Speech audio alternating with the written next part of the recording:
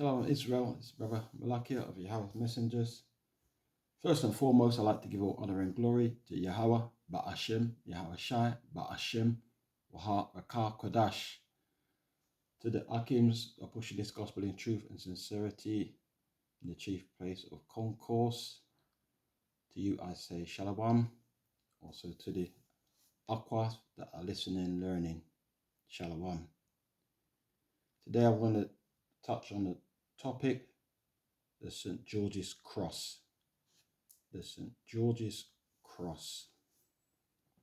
This is a book by one of our brothers, tap on there, Geoffrey Minter, regarding the royalties of England, proof of the Black Monarchy of England during the Middle Ages, short edition. This is Geoffrey Minter, one of our Israelite brothers. And to start the lesson off, England got the cross of St. George under King Richard I, Richard the Lionheart, who adopted it during the Third Crusade in the 1190s to identify his soldiers. English troops wore the red cross on white to distinguish themselves from other crusaders, and it became officially associated with the English military by the reign of Edward I.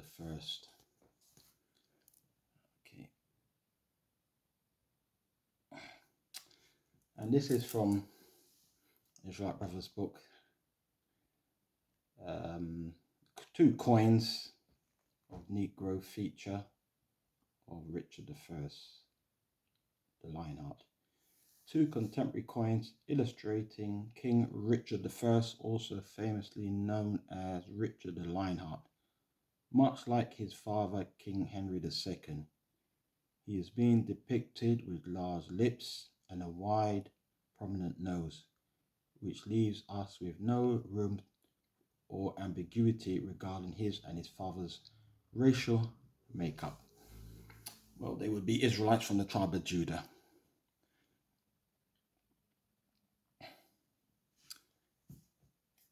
And this was a search on the first appearance of the St. Edward Cross and which country it came from on my Google AI search. Yes, the first appearance of the St. George's Cross as a flag is linked to Genoa, Italy, possibly as early as the 10th century. And it was certainly used by the Republic of Genoa by at least 1190.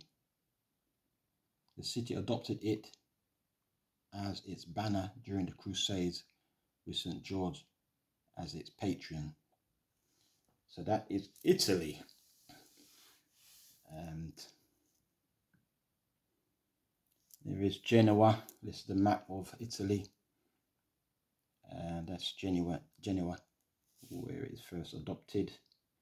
And that's Corsica, the island, which is controlled by the French,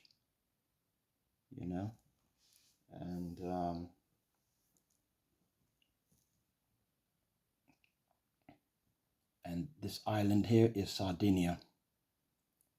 So they have some influence of these two islands and adoption of that symbolism, which we're going to find out shortly. And this is the map of the region.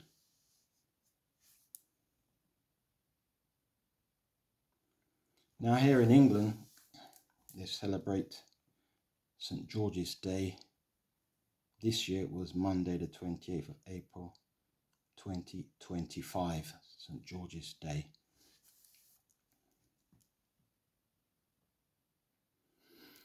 Here it says, Happy St. George's Day. Eat, drink and be English. So they're adopting this as particularly for the Caucasian race only. And as we know, St. George and the custom came from Italy.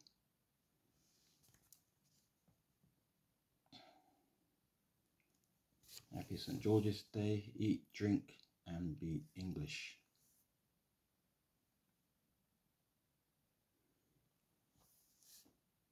Proud to be English.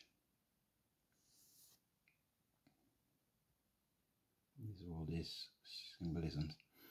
And these are the countries that have adopted the St. George's Cross for their flags and heraldry. So it should have been Genoa first, not England, because it was Genoa, Italy, then England. And these are all the other countries. And we look here, we see a flag of interest, because we can see it appears to be men's heads, 4, with the cross, and that's Sardinia. None of the rest have that symbolism.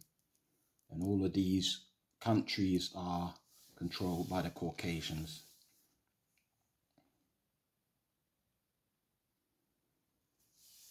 Here we see now that we get to the truth of the matter. Land of the 4 Moors. Land of the 4 Moors. That is Sardinia. Now, I had a testimony to tell the brethren and sistering that one of my work colleagues went to Sardinia on holiday. I think it was this year. And he was telling us in the mess room, we were on our break, he went there and he was getting funny looks from the people of the land where he's holidaying in Sardinia. And most of the brothers there listening were West African, Ghanaian, Nigerian, and so on. And he did not know what it was about. So I just said, wow. And I just had to show him the flag of the country and showed him basically the flag what we're looking at now, the 4 Moors, the Moors which would have been Muslims predominantly, but would have been our people, because Deuteronomy 28:64 says we would worship even wood and stone. So those Moors would most likely be Israelites, and that flag is in existence even to today. So these Caucasians have co-opted this symbolism to represent Englishness, but it first was adopted in Italy, and as you can see, Crete and Sardinia are very, very close to Italy, and they're also Europe. So all these claims of us being West African or Sub-Saharan African, this just dispels that nonsense, because as we know, this flag is still in existence, which is what I told the brother, and they were surprised they didn't know about the flag of Sardinia and the 4 Moors heads.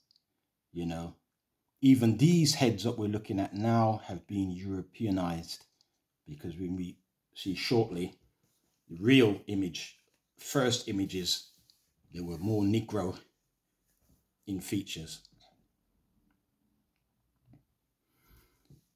The Sardinian flag, known as the 4 Moors. So the flag is known as the 4 Moors, was first officially adopted by the autonomous region of Sardinia in 1950. However, the flag's origin can be traced back to the 14th century. Yeah, so it's quite a long time they've adopted the flag, and it's known as the 4 Moors. Flag of Sardinia, Wikipedia search.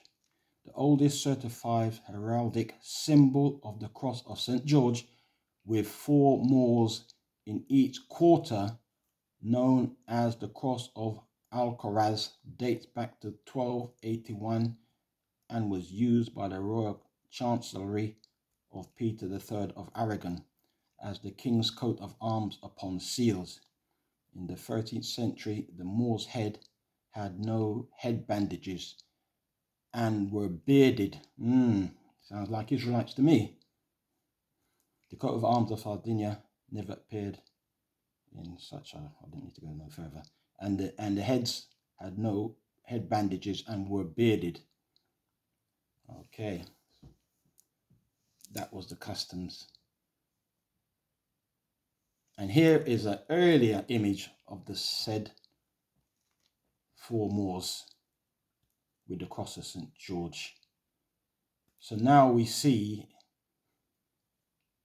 don't see this imagery. Of all the other flags I've shown, none of them had imagery apart from the flag of Sardinia. And as we can see now, there's a level of dishonesty here in England where they're now trying to make it mean it has a custom and a belonging to Caucasian people exclusively. Yeah. So that is also a serious falsehood, as you can see, but we are not going to, under normal circumstances, see this depiction. Actually, I was watching Apostle Gabar's lesson of GMS, and I also got this imagery from his lesson.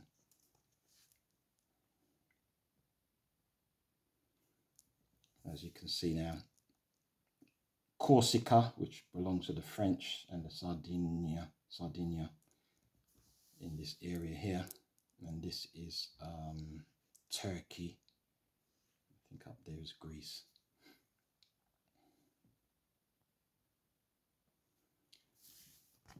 The flag of Corsica. Let's have a look at the flag of Corsica. The Corsican flag features a black Moor's head with a white bandana on a white background. So now the influence from Genoa also came onto Corsica and Sardinia.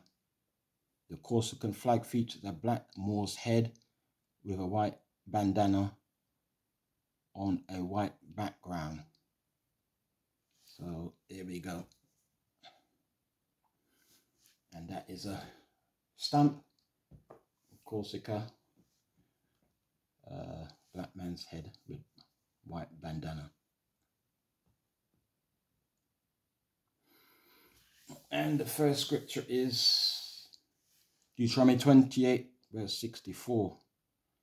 And the Lord shall scatter thee among all people from the one end of the earth even unto the other, and there thou shalt serve other gods, which neither thou nor thy fathers have known, even wood and stone. So these Moors were reputed to be Muslim, Islam believers, and you see the scripture does prophesy that would come to pass.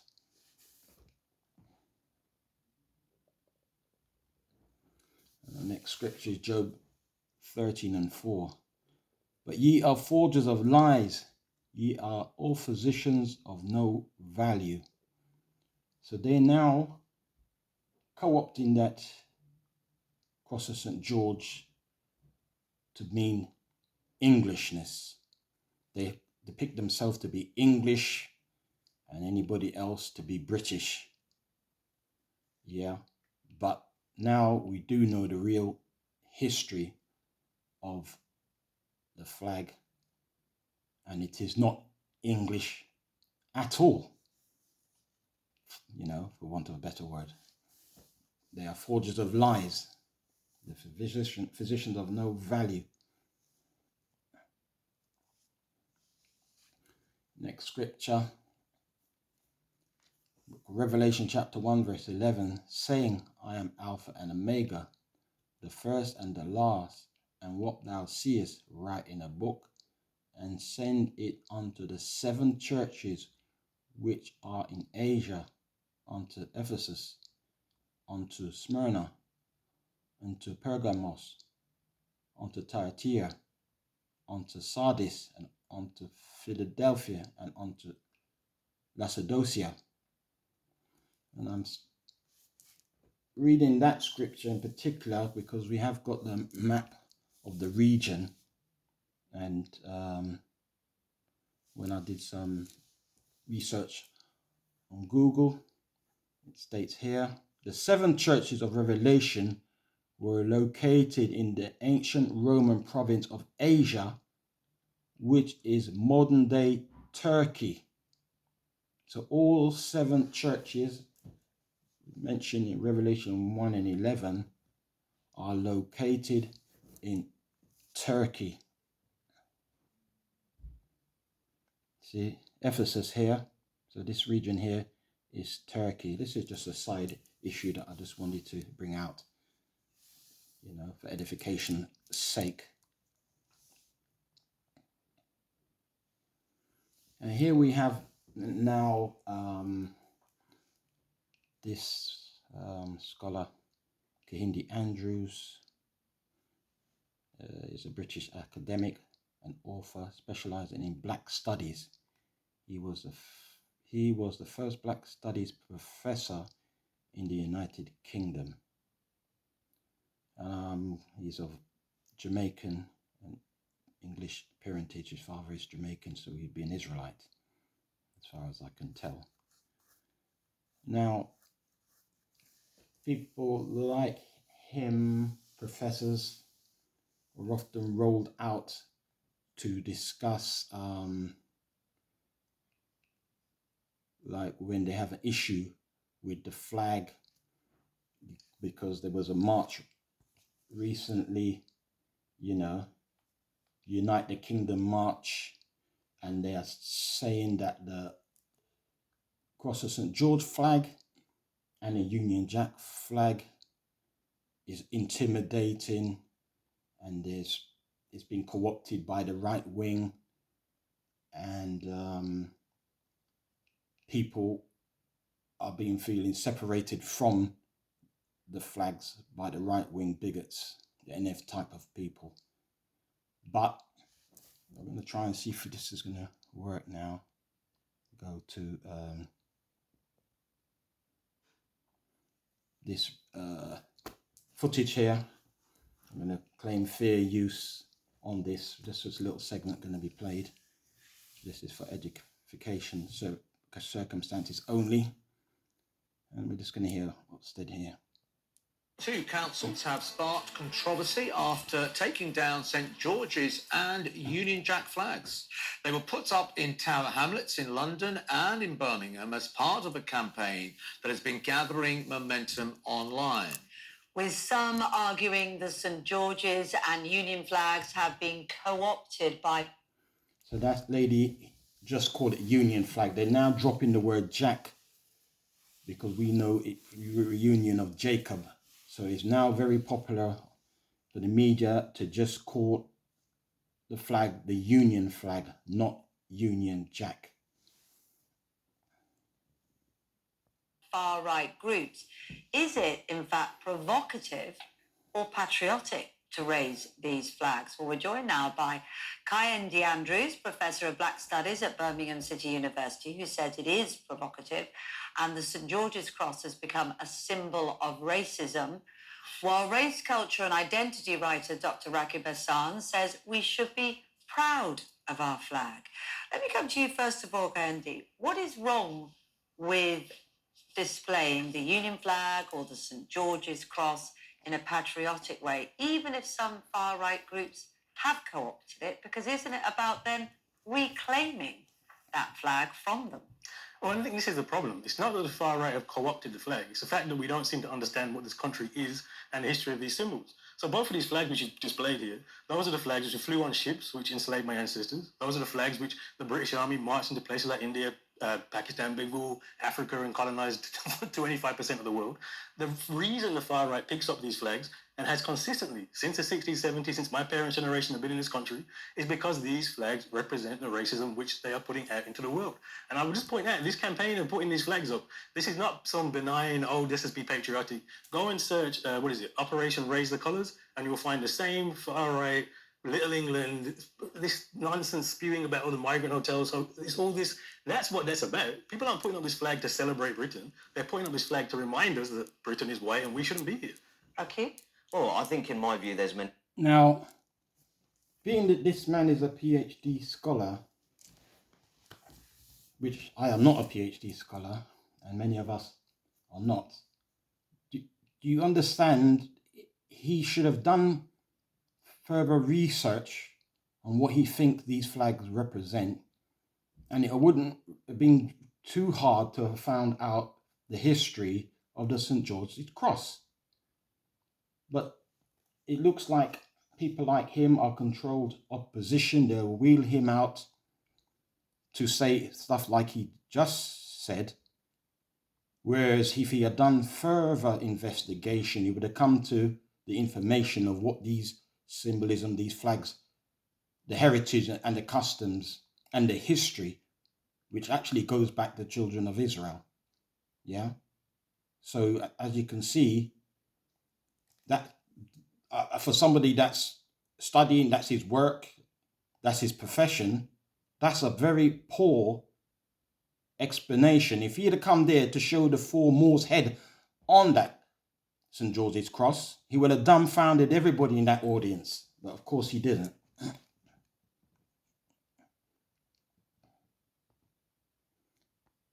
So I'm just going to go back.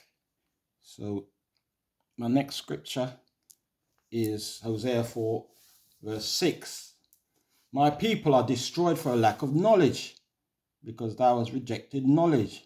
I will also reject thee, that thou shalt be no priest to me, seeing thou hast forgotten the law of thy power. I will also forget thy children. So as we say, this is a PhD scholar, and that's poor scholarship what he just did there on a TV show, but they will call him in to do low quality work like that.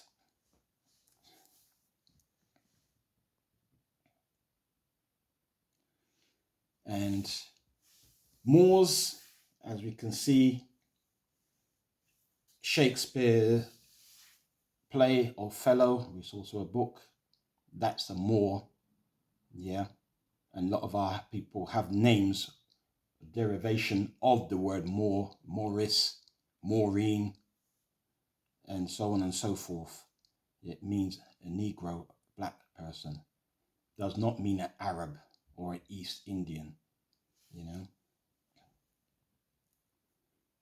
Here's another book, William Shakespeare's Othello, the Moor, you know. So this now is Unite the Kingdom March. I think it was September 13th, 2025. And I think over 100,000 people marched at a rally called by a far-right activist, Tommy Robinson. And they were displaying the Union of Jacob flag and the Cross of St. George flag, and they haven't got a clue the history of those two flags whatsoever. So actually, it's actually laughable. They haven't got a clue the flag they got raised up above their head, the history of those said flags. Hundreds of thousands march against immigration in London. Unite the Kingdom rally.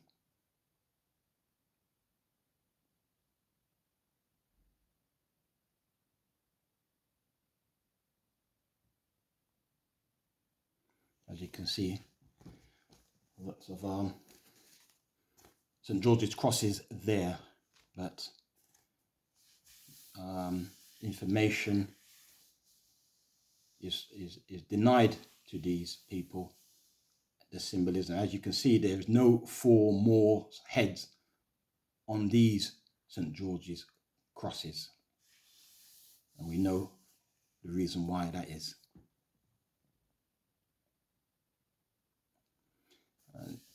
Next scripture is Deuteronomy chapter 33 and 29. Happy art thou, O Israel, who is like unto thee, O people saved by Yahweh, the shield of thy help, and who is the sword of thy excellency. And thine enemies shall be found liars unto thee, and thou shalt tread upon their high places. Exactly so. They're liars.